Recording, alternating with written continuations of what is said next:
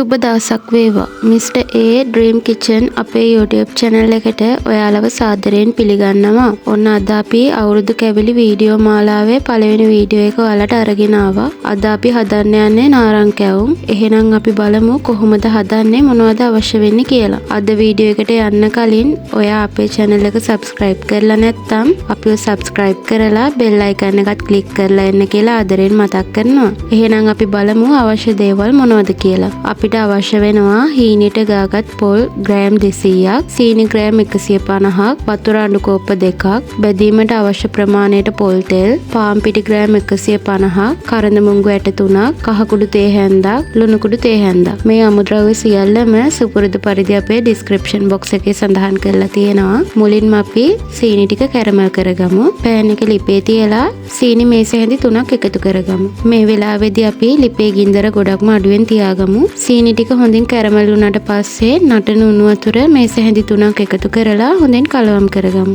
ඊළඟට ඉතුරු වුණු සීනි ටිකත් එකතු කරලා හොඳින් දිය කරගමු. සීනි ටික හොඳින් දිය වුණාට පස්සේ අපි කරඳ මුංගු ලුණු කුඩු එකතු කරලා කලවම් කරගමු. ඔයාලට කරඳ මුංගු වෙනුවට වැනිලා තේ හැන්දක් එකතු කරගන්නත් පුළුවන්. මේ ඔක්කොම ටික හොඳින් කලවම් කරගෙන අපි ගාගත් පොල් ටික එකතු කරලා හොඳින් කලවම් කරගමු. මේ විදිහට පැණි පොල් එකේ තෙත ගතිය අඩු වෙනකල් ටිකක් වෙලා ලිපේ තියලා අපි ලිපෙන් ඉවත් කරගමු. ඊළඟට අපි පාන් පිටි වලින් මේස හැඳි 3ක් පෑන් එකකට එකතු කරලා කබල බෙදගමු. ඔයාලට පාන් පිටි වෙනුවට හාල් පිටි එකතු කරගන්නත් පුළුවන්. මේ විදිහට විනාඩි 2ක් ලිපේ තියාගෙන පිටි බෙදෙද්දී ඔයාලට හොඳ සුවඳක් දැනෙනවා. ඒ වෙලාවට ලිපෙන් ඉවත් කරගන්න.